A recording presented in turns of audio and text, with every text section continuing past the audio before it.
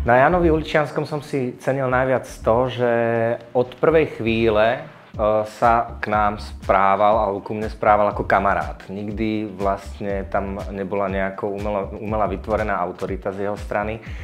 Síce na začiatku, keď sme sa stretávali na škole, tak pôsobil na mňa prísne, ale hovoril som si, to je ten veľký režisér, ktorý režíroval v divadle Andreja Bagara, do ktorého som chodieval na strednej škole ešte, a potom som ho videl teda na vysokej škole, sme sa stretávali na chodbe. Takže mi pripadal veľmi prísny a hovoril som si, že by som s ním veľmi rád niekedy spolupracoval.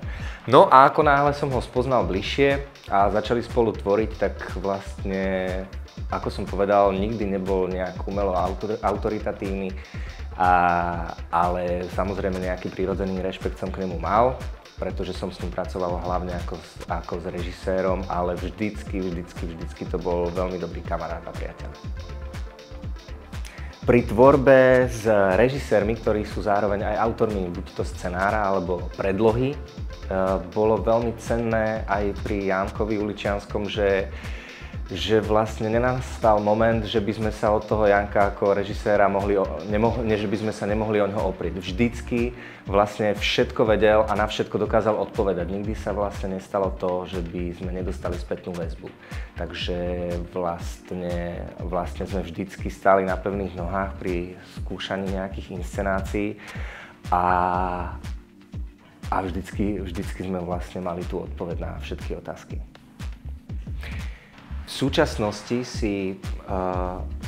súčasnosti je pre mňa veľmi dôležité robiť divadlo pre deti, pretože si myslím, že to je investícia do budúcnosti. Preto si myslím, že je pre deti dôležité písať knihy, hrať divadlo, tvoriť programy nielen v televízii, ale hlavne v iných médiách. Či sa musí škrtať a upravovať pre deti? Áno, treba na to myslieť vždycky. Treba myslieť na to, aká je cieľovka, pre akého diváka hráme. Keď sme teraz robili predstavenie pre tínedžerov, tak myslieť na to, čo pochopí, čo pre neho bude zaujímavé pre toho diváka, pre toho tínedžera. A takto treba vlastne pristupovať ku každej vekovej kategórii osobitne. Knižnica v Piešťanoch je ďalšia srdcová záležitosť a srdcová aj pretože má aj srdce tá knižnica. Svedčí o tom aj to, že k výročiu vlastne Jankovho narodenia, 69. výročiu, sa zorganizoval tento krásny deň, ktorý sa volá Uličkoviny a bude táto tradícia pokračovať aj v ďalších rokoch. A preto si myslím, že táto knižnica má srdce.